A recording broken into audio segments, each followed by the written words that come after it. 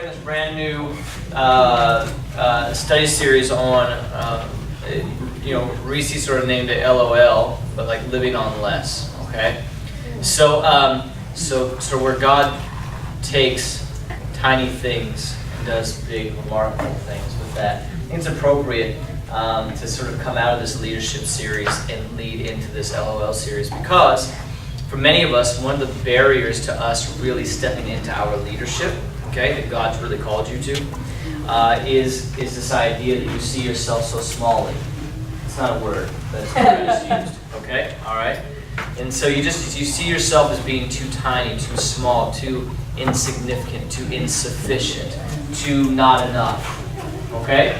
And so I think that for us now to walk into a series about living on less and how God takes tiny things and does big, remarkable, incredible, world-changing things with such small things is a powerful transition. I want to just say as a foundation that one of the things, so if you look at the flyer that we put on Facebook, okay, that is a picture. It's a very close-up picture of a mustard seed, okay? And so it will strike you that Jesus would compare his entire kingdom to a mustard seed.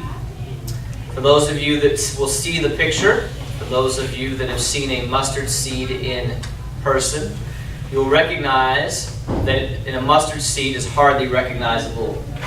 Okay? Mustard seed is darn near invisible. And yet Jesus compares, it's radical. It is absurd that Jesus compares his. Listen, if anybody's trying to build anything, I mean, look at Jay-Z, right? Or look at the Los Angeles Lakers, or look at in this moment the Miami Heat and Phil Jackson, right? Look at whatever you want to look at. Anyone trying to build anything big is only going to compare themselves to big things. So give me an example. Someone who's really trying to do something big.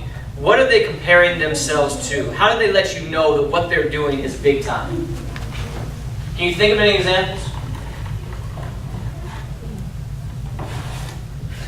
Wait, say that again? Yeah, so here's an example. So what I'm looking for how anywhere in our world you are seeing people try to do big things. Okay? Really significant, world-changing things. Okay? Maybe industry-changing things. Okay? Maybe they're going to change the entire entertainment industry kind of thing. All right? How do they let you know that what they're doing is big time? So I think go ahead, Tish. Advertising. Great. TV. Great. You have a specific example of maybe how that's happening? Awards, commercials. Great. Great. Good. I want to think about someone like, pick on him because I know him so well, LeBron James. Okay? No, I don't know. Okay. All right. So but I've never heard Kobe or LeBron. I'm just going to pick some athletic examples here because they're the ones I know probably better. Kobe or LeBron, they never say, right? Like, oh, I'm not really doing anything out here. I run up down the floor like everybody else, right? I've never heard them say anything even remotely like that, right? Or I look at my favorite NFL team, the 49ers, right? And I look at Aldon Smith, who's been holding out in mini camps, right? Why is he holding out? Well, I mean, first of all, he's got to clear up some criminal activity in the off season and at the end of last season. But he's also holding out not because he wants to reduce his pay. Actually, what does he want? What do you think he wants? You don't have to know the situation. What do you think he wants? He wants more money. Isn't that a way that we sort of say, hey, I'm doing big things? Pay me more. Okay. Right? Right? Yeah, and so what's the goal of a top tier entertainer, or the goal? What are top tier entertainers trying to get at? What are they seeking? What sort of would set the bar and tell the whole world that they are big time? Money. What's that? Yeah, they make more money than any entertainer out there, right? Their tour would produce more revenue than any tour in the last decade. They would sell more records than anybody who's ever sold records, right? That's how they're going to sort of signify their big time. But Jesus, the Messiah, the Savior of the world, enters the scene and says, my kingdom is like mustard seed. You see it? It's right between my fingers. I can't see it, Jesus. Well, it's there. Just look. That's not exactly the way or the pathway to success in this society, is it? No. And yet then he says about this mustard seed, he says, but this mustard seed is going to grow and it's going to take over the entire earth. That's a bold statement I've ever heard. I know you don't see what I'm doing now, but someday you will see that what is invisible to you now is going to take over the entire world. I want to just suggest to you for one moment, okay, that perhaps what God is doing here at On Ramps, and perhaps what He's doing at other churches throughout this city, that God actually is doing something much more significant than we are even aware of, and even bigger than we can see. Okay? So tonight we're going to get into this. I want to go to Luke chapter 12. Living on less. God takes tiny things. He does big, remarkable things with them. I want you to think about your leadership. I want you to think about your life. I want you to think about all the reasons that you don't think that God really intends to do incredibly large, city-changing, world-changing work through you. To think about the reasons that you would say, that's not me. I want you to do a bit of a gut check, a little bit of a heart check, and I want you to reflect, and I want you to think about why it is that that message doesn't really ring true for you in your heart of hearts. That you think that God actually maybe doesn't intend to do big things through you, but you can identify somebody in your life that maybe He does. That's not you. So we're going to read Luke chapter 12. Okay? So we got Bibles up here, yeah? So one more time, anybody need a Bible? Got it? Nope? Yeah? No? Okay? All right. So Luke chapter 12.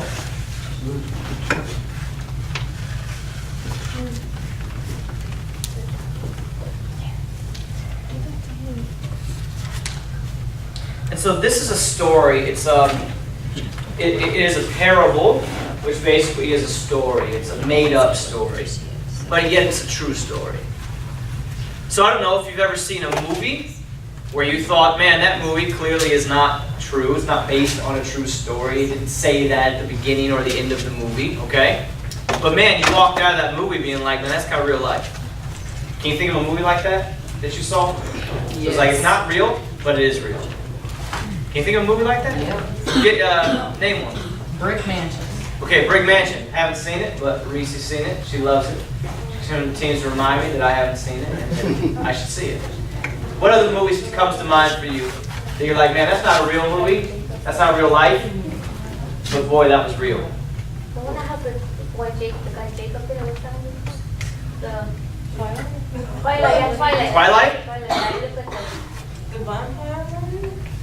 Twilight one. Okay, I hadn't seen it. I don't know. Sorry. That one. I haven't seen a lot of them. Avatar. What's that? Hunger Games. Hunger Games. Not real at all, but really real. Right? Okay, does that make sense? You know what I'm saying? So that's what a parable is, right? So Jesus is like, hey, this is made up. Okay, I'm making this up, but it's really real. You get it? Okay? And so here it is. Start at verse 13. I want someone to read, just read 13 to 21, and then I want someone else to read 22 to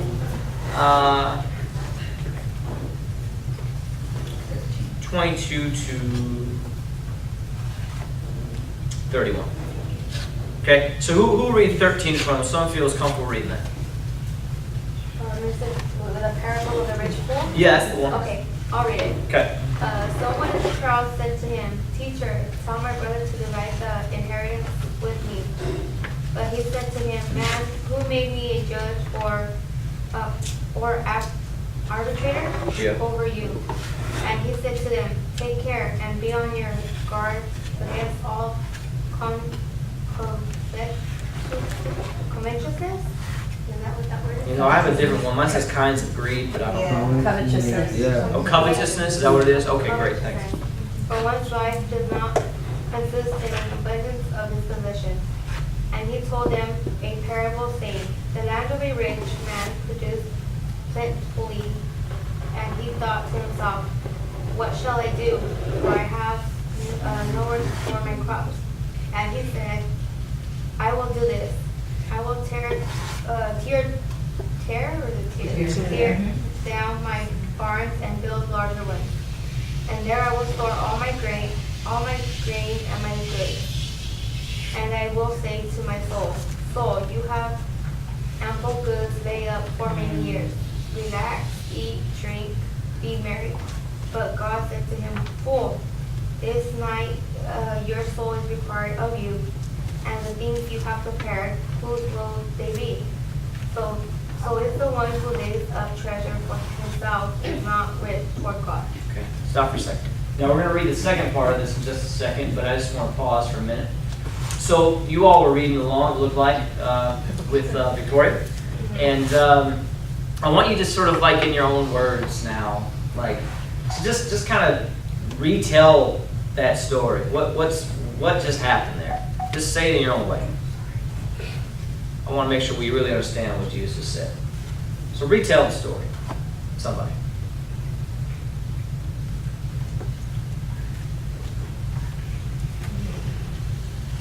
And don't worry, it's a group, it's a community activity. So if you kind of get stuck in a place, you say something, we'll correct it and we'll all get it right together. So let's just someone jump in. What's Jesus saying? So he's saying like so I guess there's poor people and rich people, and I guess there's a poor person being like a what is it? Not thankful for what he has. I don't know if that's for what he has, and he wants to be what the other person is, like rich. I don't know if that's Okay, all right, good start. Okay, someone else pick up where Victoria left off and maybe kind of get the story right for us. Anybody? Yeah, sure. When the man was asking Jesus, what should he do with the stuff, and with his reply, saying like, who made me the judge of such things? It's Jesus saying that he's not even concerned about the things that the man is concerned about. He's not concerned of how the riches and how the estate should be divided, because that's not important. Okay. And just to kind of remind him to be careful to what he is concerning himself with. Okay.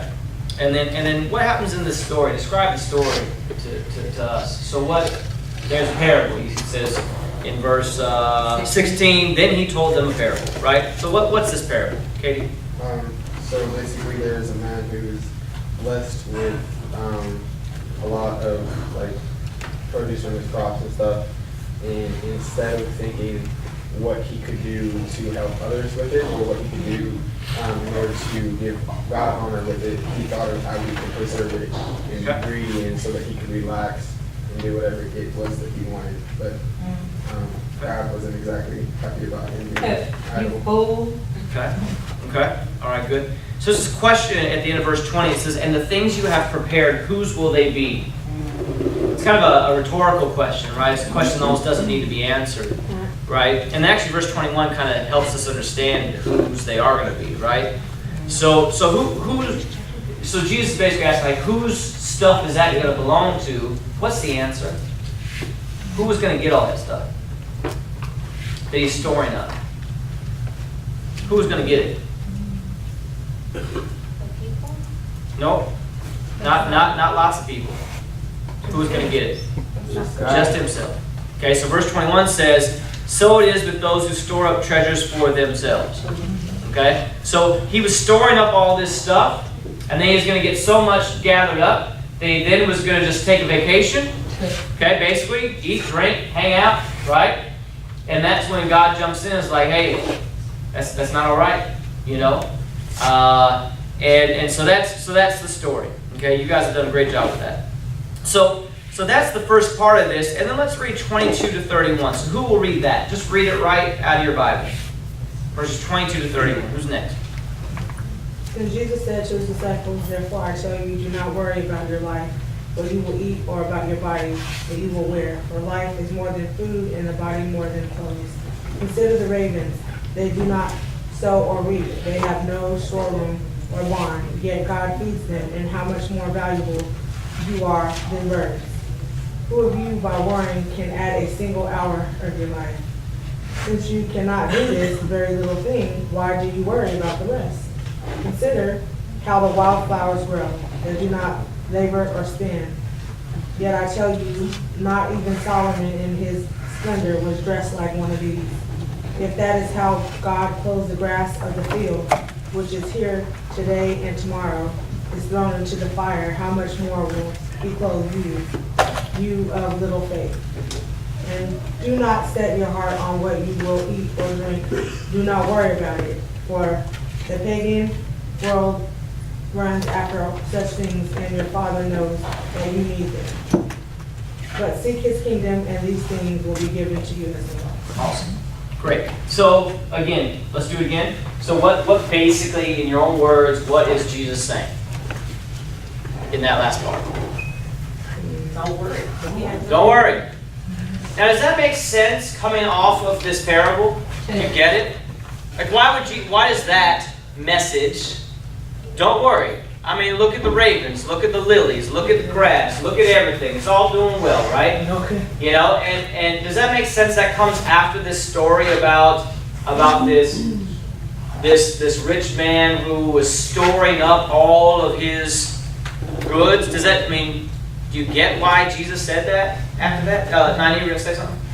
Well, I was just thinking there's a couple of things going on because it first starts off with the first man is jealous of his brother. He wants his brother to divide his stuff with him. And he is saying, I need your stuff because you don't need it all. And then, so he has greed in his heart because he's telling, and Jesus is saying, wait a second, I'm not the judge here and I'm not the arbitrator over you.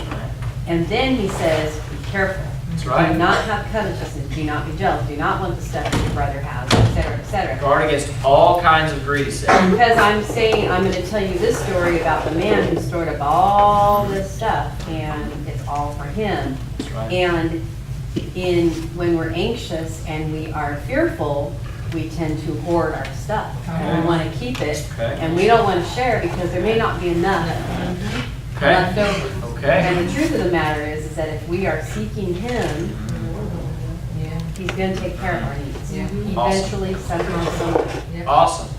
Well said. That's great. And so this parable, right, that Jesus shares about this one individual who's storing up all stuff, that parable is actually speaking both to anyone who might be inclined to store up all their stuff, but he's really also speaking to the brother who maybe, I don't know how much the brother has, it's not really clear, but it seems like not much, right? And then he has another brother who has a big inheritance, right? And he goes to Jesus saying, hey, will you tell my brother to give me half of his money? You know what I mean? And Jesus is like, hey, not my business, right? Be careful of all kinds of greed. And then he tells this story, almost as though Jesus is saying, hey, and if I did go and tell your brother to give you half of his money, right? What would be the point of it all anyway? Because you know what? You would become the man who I'm about to tell you about. You would become the man who's about to store up all that stuff for yourself. So you could take a great big vacation. Right? So Jesus is almost talking to both this fictitious man, this made up man who has all this money, right? Maybe the older brother. And also this other brother maybe doesn't have anything. And he's speaking to both of them. And said, hey, be careful about that. And then he kind of concludes with, don't be anxious about anything. Don't worry about it. Look around. I take care of everything. Seek first my kingdom, and then everything else will be taken care of. Okay? All right. Now, so that's the entry point. And I promise by the end of the night, we're going to really hone in on this theme of living on less. Are you starting to hear a little bit of where we might be going, though? Living on less? Starting out Luke 12? Okay? All right. Now, I want to point you to something here in this passage. Okay? There is this parable that Jesus tells, and he tells it about storing up goods for yourself. Right? So there's this guy that Jesus identifies, who is going to store up all of his stuff, all his money, all his shoes, everything he has. He's going to go to buy himself just clothes upon clothes upon clothes. He's just going to have everything he can. He gets his EBT card, and he spends all of it on himself. You know what I mean? And he buys, and he goes, and he gets the little white powdered donuts, you know, he gets those, and he gets lots of them, but he doesn't let any of his kids have any of them because he stores them up for himself, you know what I mean? Like, that's what's going on here, and just like, hey, not feeling that so much, okay? And I got to talk to you about that. This storing up idea, though, it's not new to Jesus, it's not new or unique to Luke 12. There's this really amazing passage, and I want to take you to it next, okay? So I want you to go to Exodus chapter 16. So now we're going to go, if you have a physical Bible, it's going to be near the front of your Bible, okay? So it is going to be the second book. So the first one's Genesis, the second one will be Exodus. And it's the 16th chapter. Exodus 16. What page? In this one. 38. Page 38. Yeah, the one you have. Okay. Thank you for that. Is it 38? You're right. You got it. Victoria? 16. Bread from heaven? Yes, that's it. Okay? 16 what? Exodus chapter 16. We're going to start at verse 1. So I'm going to look for someone who will read verses 1 through 4. Someone who has not read and feels comfortable. Exodus 16, verses 1 through 4. And they took their journey from Elim, and all the congregation of the children of Israel came unto the wilderness of Sin, which is between Elim and Sinai, on the 15th day of the second month after their departing out of the land of Egypt. And the whole congregation of the children of Israel murmured against Moses and Aaron in the wilderness. And the children of Israel said unto them, Would to God we had died by the hand of the Lord in the land of Egypt, when we sat by the flesh pots, and when we did eat bread to the full. For ye have brought us forth into this wilderness to kill this whole assembly with hunger. Then said the Lord unto Moses, Behold, I will rain bread from heaven for you, and the people shall go out and gather a certain rate every day, that I may prove them whether they will walk in my law or no. Perfect.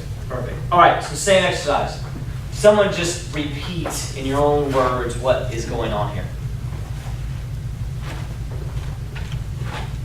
Who's somebody from this side of the room who has not said a word?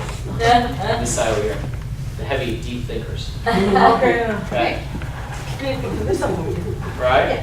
Anybody? I guess they were saying that they had it better off in Egypt, Okay. being as slaves rather than being free following Moses. Good. Add to that. Someone else. Add to that. That's because they still had a slave mentality. Okay. And then, and also they were grumbling, they were complaining. They were complaining against Moses and Aaron leading them out there. And then they were complaining about not having any food. Okay. So God says, okay, I'm gonna give you food. I'm gonna rain out bread on manna. And you have to collect it at a certain rate.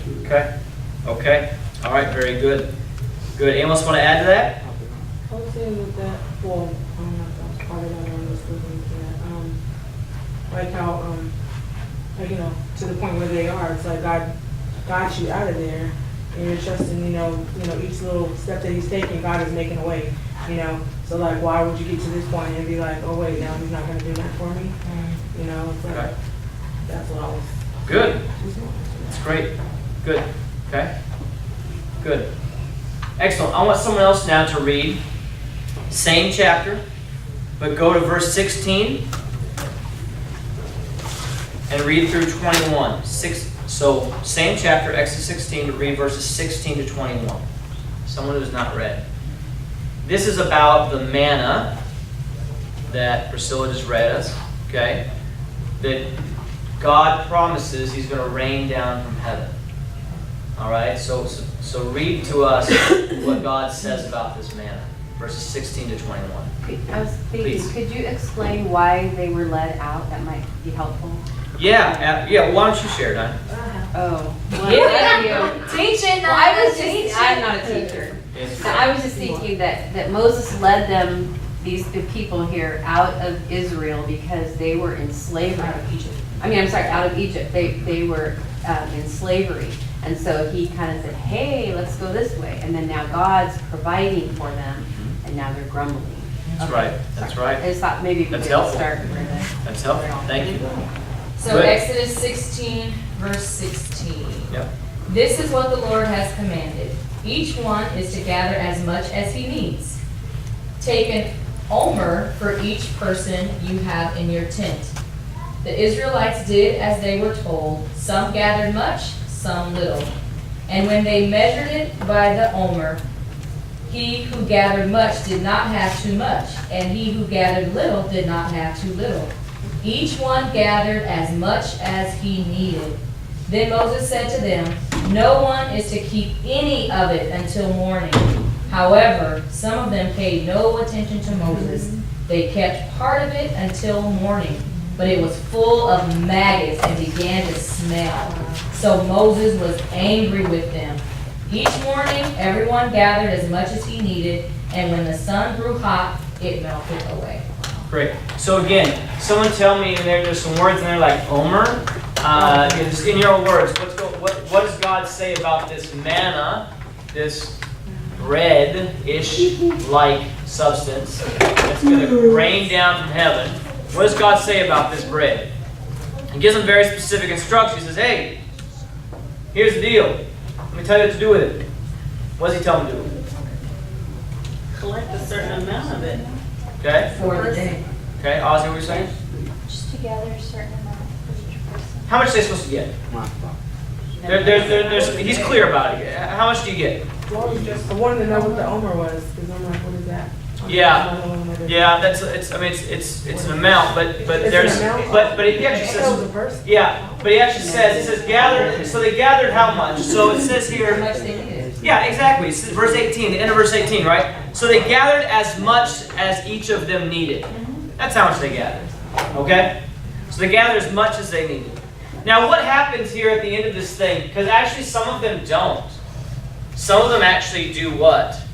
Keep it overnight. So did they gather as much as they needed? No. No, they gathered how much? More than they needed, right? Okay, all right. Now this is an interesting twist, isn't it? Remember Luke chapter 12? Okay. What was that person in the parable doing? Were they gathering as much as they needed? Or were they gathering more than they needed? And what does Jesus say to them? Say to that person? In Luke chapter 12, what did he say to him? He said, you fool. Tonight, your soul will be. Yeah. Who are you gathering this stuff up for anyway? Yourself. Okay. Here we are in Exodus 16. Same story. Only this is something different. Now God's raining down manna from heaven, and what Nana shared about the history is important. We're going to come back to it in a minute. But I want to say this to you. So first, who said this thing about they wish that they were back in slavery? Who said that? Priscilla did? Okay, great. So Priscilla's right. So in verse 3, it said that the Israelites started complaining to Moses and Aaron. And they said, man, I just wish, did you really bring us out here to die? Like, I'm hungry. And when we were in Egypt, we ate food. Food, meat. Like, we sat around pots of meat, right? And we ate, and we ate, and we ate, and we ate. And now we're out here, no pots of meat, and we're hungry. Please tell us that you didn't pull us out of slavery into this quote-unquote freedom where we're now going to die of hunger. Right? What kind of freedom is that? I'm free to die now? Is that what this is? You know. And so what's God's immediate response to that complaint? Immediately, he says what? He's gonna give them their meat. Giovanni, he says, then the Lord said, right? Verse 4. Then the Lord said, I will rain down bread from heaven for you. Each day. That's powerful. I'll rain down bread for you each day. That's something right there. God is going to give us something each day. From heaven. Go ahead, After Tish. that, then he's like, then I'm gonna see if they still gonna follow me. Like, Yeah. you know, that's your complaint. I'm gonna give it to you, and I'm gonna see if you're gonna still follow me. You know, It's good. if that's enough for you. You know what I mean? So here's how it went down when they were in slavery in Egypt. Here's how it went down. And I'm going to tell you this is how it is for us right now. Okay? I'm telling you, you can just draw a connection right now. Okay? This is how it was. In Egypt, there were two rules that sort of guided, how they thought about food, clothes, money, housing, having a mattress to sleep on, all that stuff. Having blankets, air conditioning, the whole deal. Okay? This is how they thought about this stuff. One is this. There is not enough to go around. Okay? Have you ever felt like there is not enough? And number two, there is more need than we could ever provide for. So not only is there not enough, okay, there's far more people who want that not enough than is even possible to provide for. Does that make sense? Yeah? Okay. So I want you to break up in groups. Okay? I want you to break up in groups. I want you to talk about that. I want you to talk about some situation that you're aware of. Could have been your own story growing up. Could be your story right now. Could be a family member. It could be some situation in our world right now. Or it could just be something that you heard about once. Okay?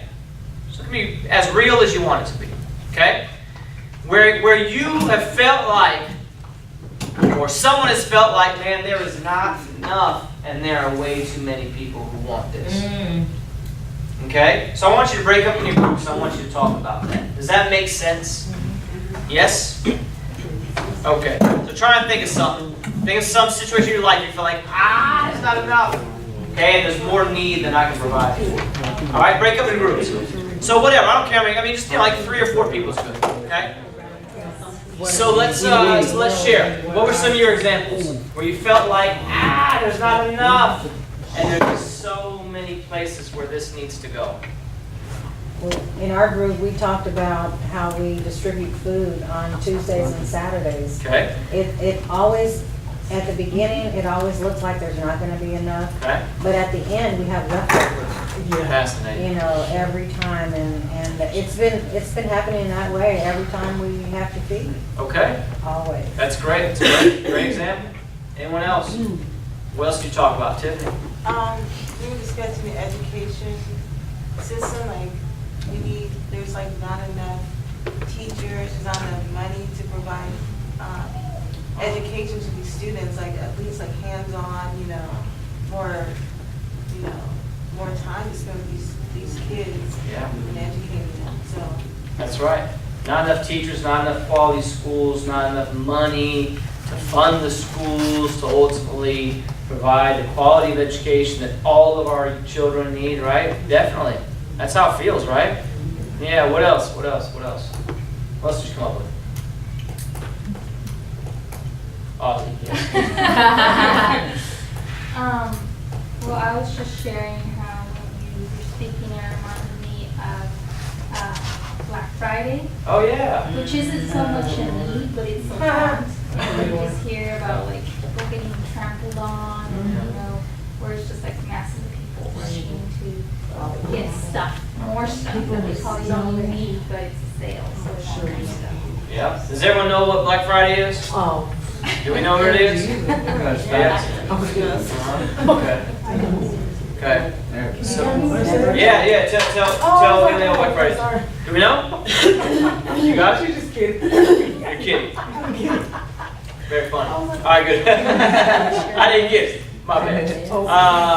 That's good. Yeah, no, it's a great example, right? So there's a sense that, and there really is need in there in some sense, in that that's how people feel anyway. Is so what's the thing that people are really kind of grabbing for on Black Friday? Grab for a deal, right? A deal, because they're still selling the TV tomorrow. Okay. You know what I mean? They're still selling TV next month. That's not the issue. The issue with Black Friday is that on Black Friday, that TV is what? That's on sale. Like deep discount, right? And is it for the whole day? As many people as want to buy the TVs? No, it's from like 4 in the morning. It's major, and there's a limited number of them. Usually, right? Yeah. So the sense of need is that there's not enough of these TVs to go around, okay, or whatever it is you want to buy, yeah, okay, and so we then end up doing what? We will like trample one another to get them back to Hunger Games. Stay in line. Right? Stay Okay. in line for 2 days prior to the sale. Yeah, absolutely. I never done that. No, that's okay. That's all right. Yeah, it's good. So, and no one's judging if you have. I'm not mad at you, okay? But that's a good example. So did anyone else have any like really good examples that you're thinking about? Yes. Yeah. What else? Sandra, right? Yeah. Okay. At the time when house that we got, we're having problems with the landlord not wanting to fix the heater. Okay.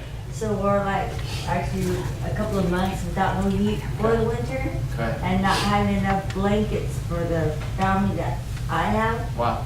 And couldn't get no help anywhere. And so we put the beds or got the mattresses, put them together, and used a couple of rooms that we had at the time, and slept all in the line. Cuddled up. And Body heat. and we did it. Okay. But that's real, right? So there are not enough. Feels like there's a scarcity of blankets, not enough, and there are more people that need them than we have the blankets, right?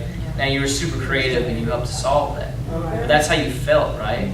Because really, you would have liked if there were just more blankets. And honestly, you would have really liked if the heater was working, right? Landlord. So there's not enough heat to go around, and there are people in this apartment that want the heat, right? And there's enough heat to go around. That's right. Anyone else have a really good example you want to share?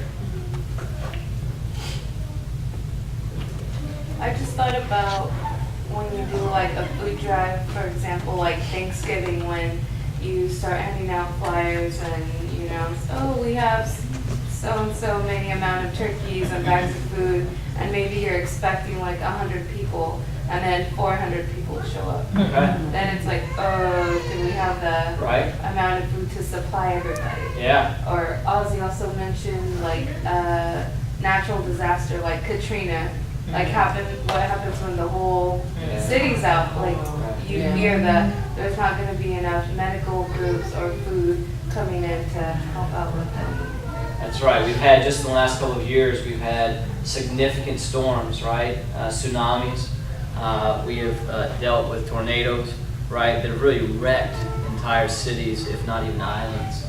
And that's been the case. It's been the case. That's great. Great examples. I want to just quickly, on a side note here, I just want to come back to Sandra's point. Just want to let you know, everybody, that I met with, today I met with one of our lead police officer in the neighborhood, a couple of key city officials, and a couple of residents in the neighborhood, and a major property owner in the neighborhood.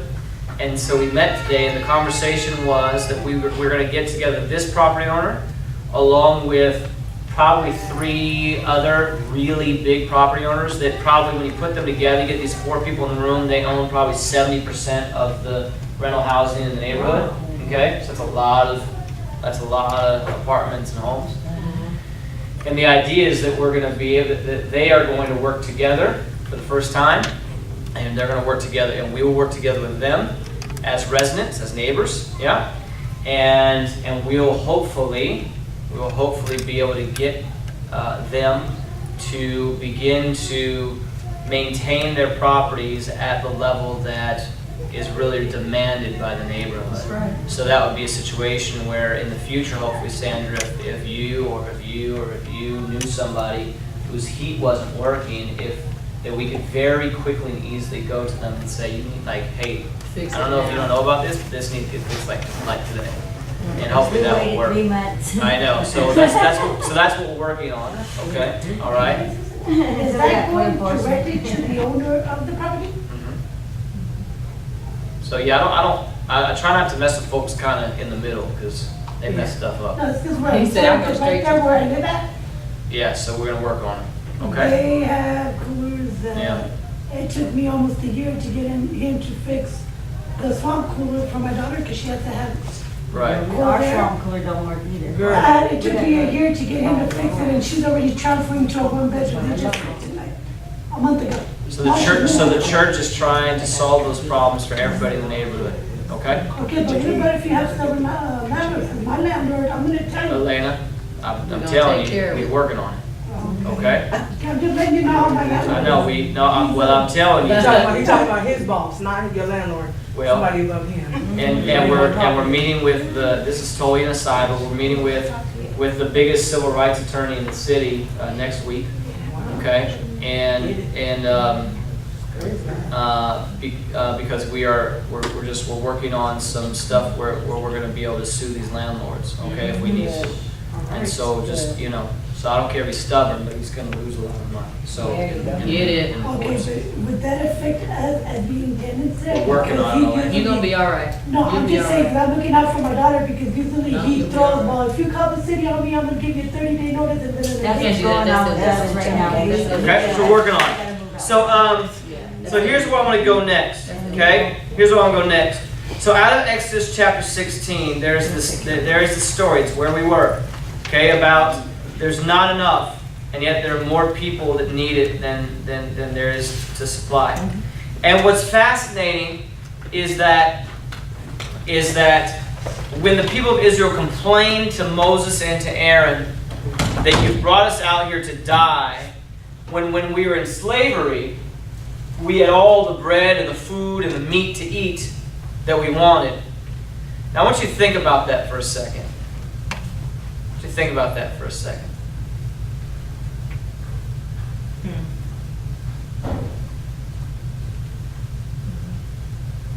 Was there really enough bread and meat to go around when they were in slavery?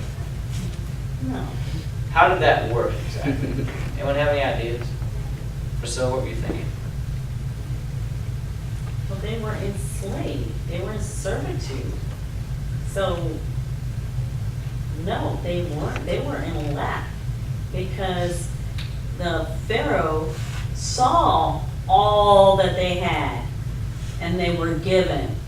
And it was like he got jealous and he enslaved them. So, no, they weren't. They were dreaming of the cucumbers and leeks, but they didn't have those cucumbers and leeks. Those were for privileged people. They were for royalty. They weren't for them. That's right. And so, the way it worked in Egypt when you're in slavery, right? So who's providing for you if you are a slave? Where do you get all your food from? Your Slave master, right? So in that case, it was Pharaoh, yeah, in Egypt. Okay, so Pharaoh decided. What did Pharaoh decide about your food for the day? What did Pharaoh control? What did he get to decide? How much you got How much and what? and what you got, right? So could you get a lot one day? No. Could you? I mean, yeah. You could get a lot. Could you get a little one day? Yes. Could you get nothing one day? Yeah. Okay. Could you get, I don't know. Could you get, filet mignon one day, prime steak?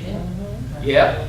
Okay. Or could you just get all the fat cuttings off of the steak one day?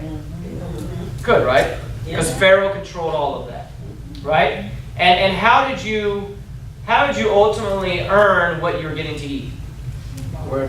By working.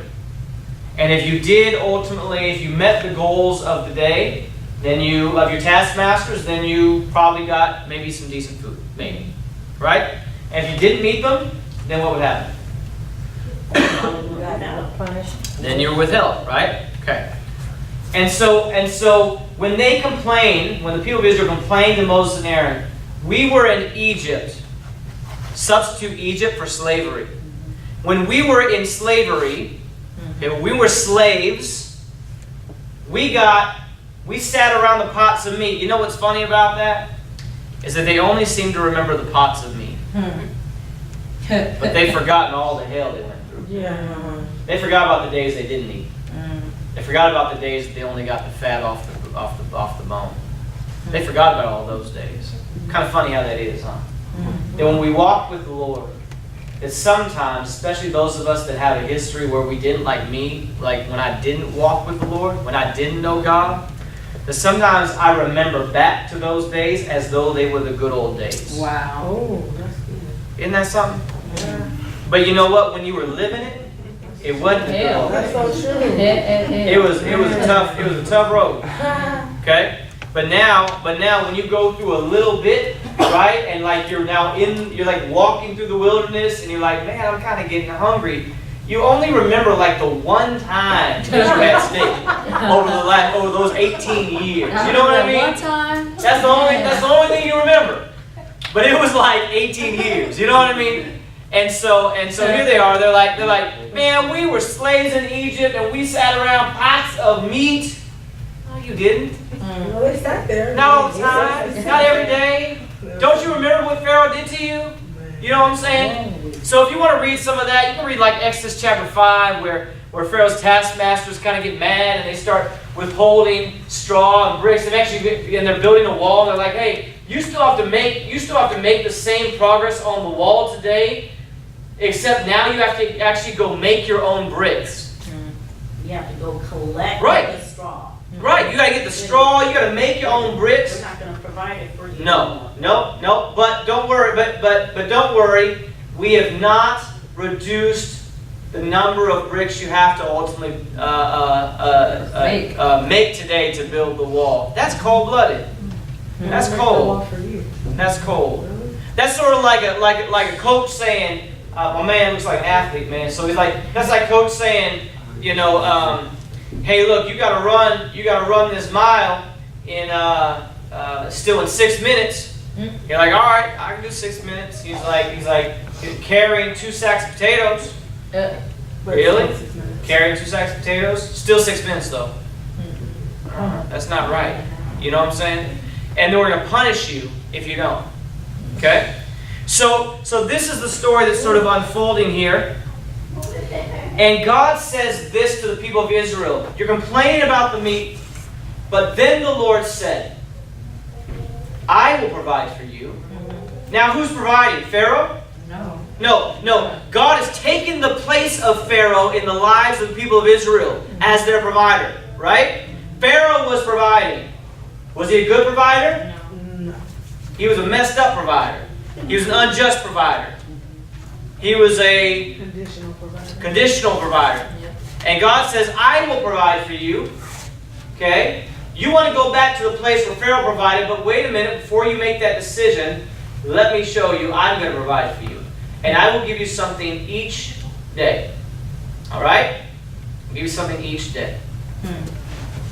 But here's the deal with what I'm going to give you. Here's the deal with what I'm going to give you. You gather as much as you need each day. Gather as much as you need so that everyone has enough. Okay? so that everyone has enough. Wait a minute. Hold on. Wait a minute. What did I say a minute ago about how life often is now for us? It's often as though there is not enough. And there are more people that need it. And so actually every day people don't have what they need. And God says, I will provide for you. And each day, as I provide for you, you gather as much as you need. And everyone had enough. But don't gather more than you need. Because if you gather more than you need, what's going to happen to what I've given you? It will spoil. Oh yeah, back to Luke 12, where we started tonight. I want to tell you a parable, Jesus says, about a man who had lots and lots and lots. And he began to store up everything that he had. You remember this story? Okay? He began to store up everything that he had.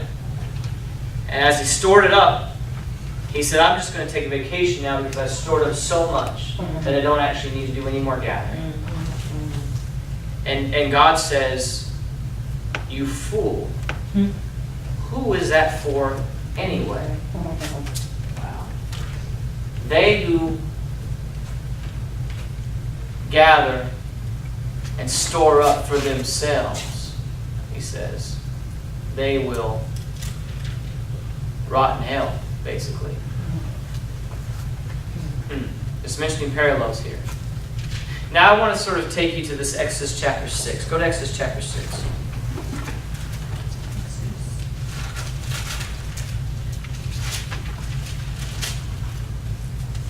I want someone to read verses 1 through 3. 1 through 3. Someone who hasn't read. Maybe someone who hasn't even spoken yet tonight. Exodus chapter 6, verses 1, 2, and 3. Whoever's ready.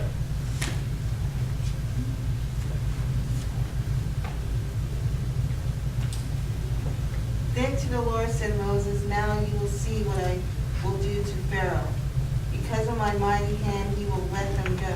Because of my mighty hand he will drive them out of his country. God also said to Moses, I am the Lord. I appeared to Abraham, to Isaac, and to Jacob as God Almighty. But by my name, the Lord, I did not make myself known to them. Thank you. Now I want to draw your attention to this, to where he says in verse 3, I appeared to Abraham, Isaac, and Jacob as God Almighty. I don't know if you have a footnote in your Bible, but in the Hebrew that is the word, that's the name El Shaddai. What does El Shaddai mean? God says, I have revealed myself to Abraham, Isaac, and Jacob as the God who is El Shaddai. Who is the God of El Shaddai? What does that mean? He's a God of more than enough. He's the God of more than enough. Okay? He's the God of more than enough. He is the God of more than enough. He is the God of more than enough.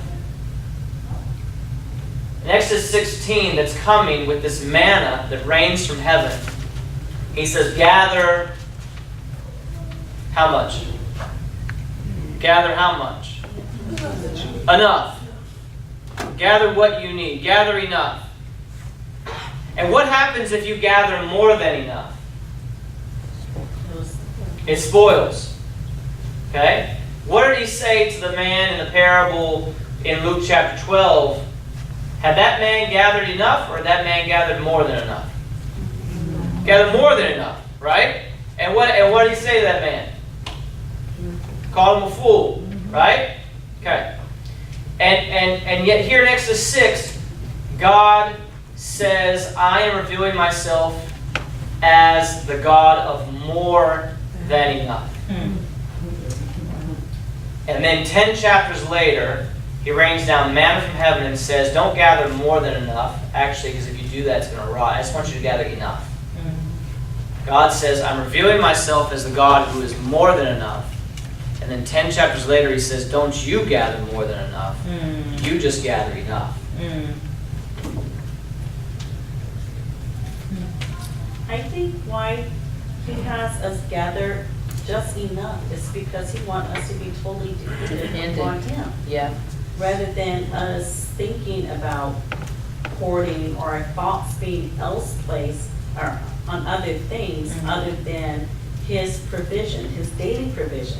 Because remember, Jesus taught the disciples how to pray. Give us our daily bread. Yeah. That's right. So, yeah, and I was thinking when I got the text today of the on-ramps about living on less, for some reason I kept thinking Costco. It's like, that is more than enough. That's more. I mean, you know, you buy in bulk, but then it breaks your bank. It breaks, I mean, it could break you. Yeah. So it's like, it's just. But you have a lot of it's toilet paper. mint. Yeah. I was like, I gotta gather a whole lot of toilet paper. I gave right. some away yesterday, but. That's right. That's right. So, it was like, Yeah. yeah, Yeah. I really seriously was thinking about that. I was Yeah. thinking, daily, God provides. Yeah. So why do I need excess? Yeah. No, seriously, because you're always thinking about the deal. Okay, I'm The thinking deal. of Costco. Oh, look at that size thing. Ooh, look, the price is great. If I go over here, it's smaller and it's more per It's not quite amount. the deal. Not Yeah, quite the deal. Yeah. exactly. But it's more than is required for that month or even for the day. I mean, you really could go online and you could buy 25 gallons of laundry detergent, and per gallon it would be cheaper than anything you're gonna buy in the store. Yeah. You can do that. Yeah. But it's what we call buying in bulk, Yeah. right? That's sort of the thing of Costco, right? Sam's Club, right? Is you just buy in bulk. The more you buy, the cheaper it becomes. Yeah. But at a certain point, you just don't need that much, do you? And Right. a lot of times also, before we even get to it, it spoils. There we go. See? Before you even get to it, Yep. it's spoiled. But it was a Or good you put- deal. Yeah, I know. It was a good deal, but you spent it, it was money out your pocket, and you wasted it. Tish, what can you say? I was gonna say, like, with all this that he's saying, just worried about today, it's like he's actually doing us a favor, like, because if you're trying to do all this extra stuff and you're trying to store up all for next week and all that, it's gonna cause you worry and stuff, you know, that you don't need. Yeah. So just worry about today. You don't, Yeah. you know, so he's just trying to save us the pain and the heartache, the worry and all that. Just worry about today. Can I really mess y'all up for a second before we leave? By God delivering manna as his way of provision for the people of Israel, he is officially setting limits and boundaries Yeah. on his people. And he is saying, you can only take enough. But I am the God of more than enough. Okay? And so he pushes against their desire to constantly eat the finest foods and constantly wear the nicest clothes and constantly buy 25 gallons of laundry detergent and constantly drive the finest car and constantly, have the newest technology and 38 pairs of shoes. And he's just like, I am pushing against that. And he's saying, I'm putting limits on you. Why am I doing that? Why is God doing that? God is doing that, I am suggesting, because if you begin to live within the limits of your daily bread, every day, Wow. if you live within the limits of your daily bread, it is only then that you will discover that everything else you need, back to Luke chapter 12, why are you worried about what you're going to wear? Why are you worried about what you're going to eat? Life is surely more about life. There's more about life than just eating and what you're going to wear. He says, you. Yeah. What does he say at the end of that passage in Luke 12? What does he say? Who is it for anyway? Is that the one? What's that? I said, who is it for anyway? Is that the one? Keep going. Right? Talks about the lilies and the foxes and the ravens and all that. Let's say at the end of that. It was the last line of what we read in Luke 12.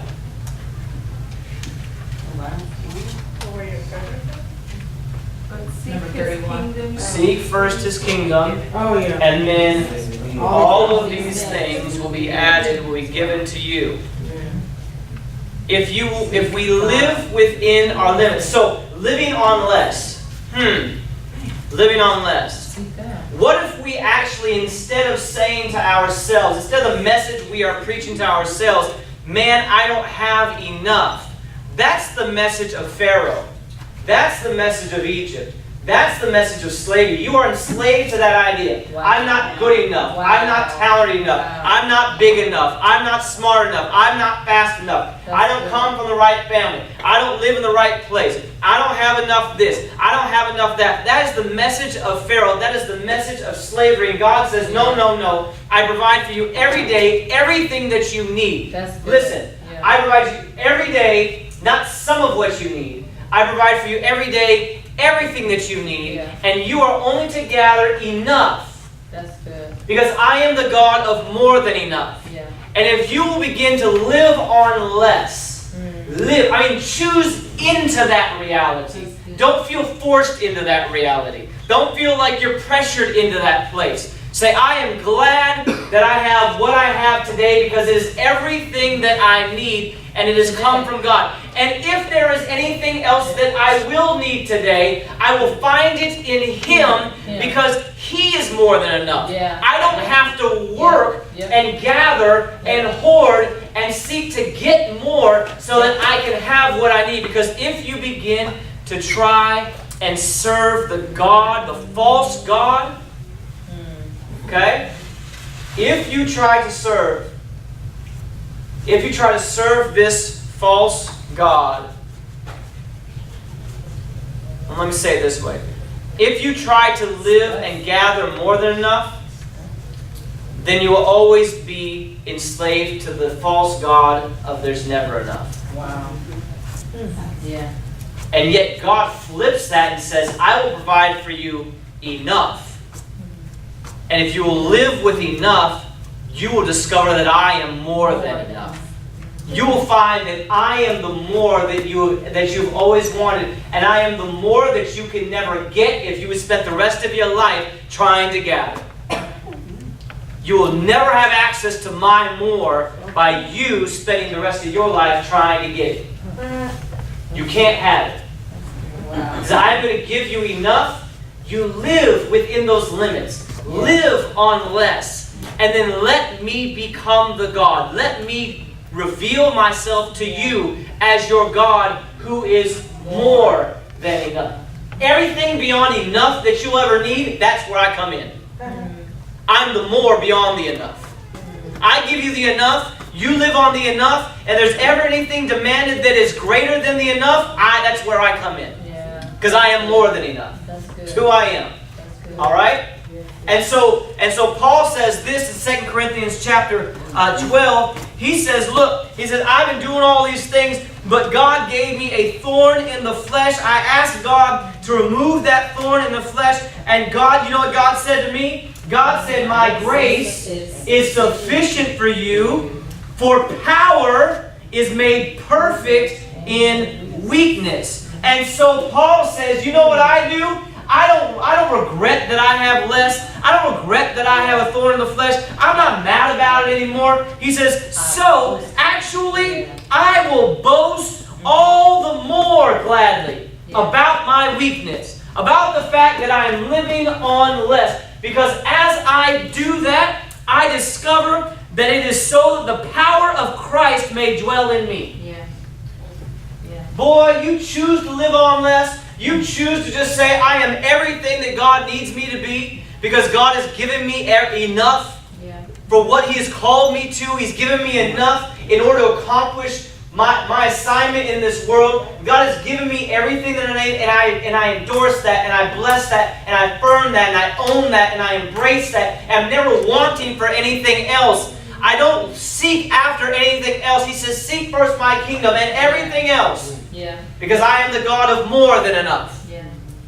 I give you enough. You live on enough. Don't try and gather more than enough. Because when you gather more than enough, you will always be indebted to the false God of never enough.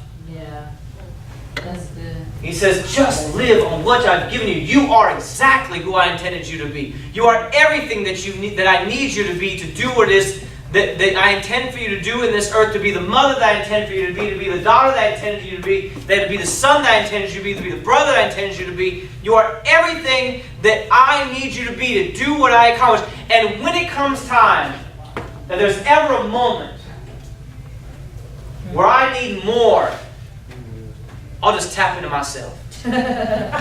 Yeah. Okay. Yeah. I'll just tap into myself. That's good. And I will send from heaven whatever you need. That's good. That's good. But the moment that you continue to, that you try to be the one that's seeking after more and seeking after more and seeking after more, you will always be indebted to the false god of never enough, and you will never discover the God of more than enough. So we live on less in this series starting tonight for the next 7 weeks. And I'm excited because starting next week, we're going to hear stories. Hear stories out of Scripture, out of people who just lived out of what they had. And they watched God, the God of more than enough, show up. And here's something I do know. Anytime On-Ramp starts talking about stuff like this, Come on. you better get ready in your own life, Come on. okay, to see the God of more than enough show up. If you will live into this, I don't know where you are. I don't know what you're struggling with. I don't know what thoughts go through your mind, what emotions flow through your heart. I don't know what kinds of questions you're asking right now. I'm not sure about anything concerning where you are in life. But let me just say this. Why don't you take this moment right now and just say, God, I am going to let go of my desire for more. Yes. Because God, I believe and I affirm and I embrace the fact that today you gave me everything that I needed. Yeah. And the more that you begin to live into that, that's why Jesus said, this is the way I want you to pray. Our Father who art in heaven, hallowed be thy name. Thy kingdom come. Thy will be done on earth as it is in heaven. Give us this day our daily bread. Okay? All right? So when we live into that, you're going to begin to see the God of more than enough show up in your life. That's good. And it's going to happen in the next 7 weeks. All right? All right. Just trying to see if there's anything else the Lord wants me to share tonight. That's good.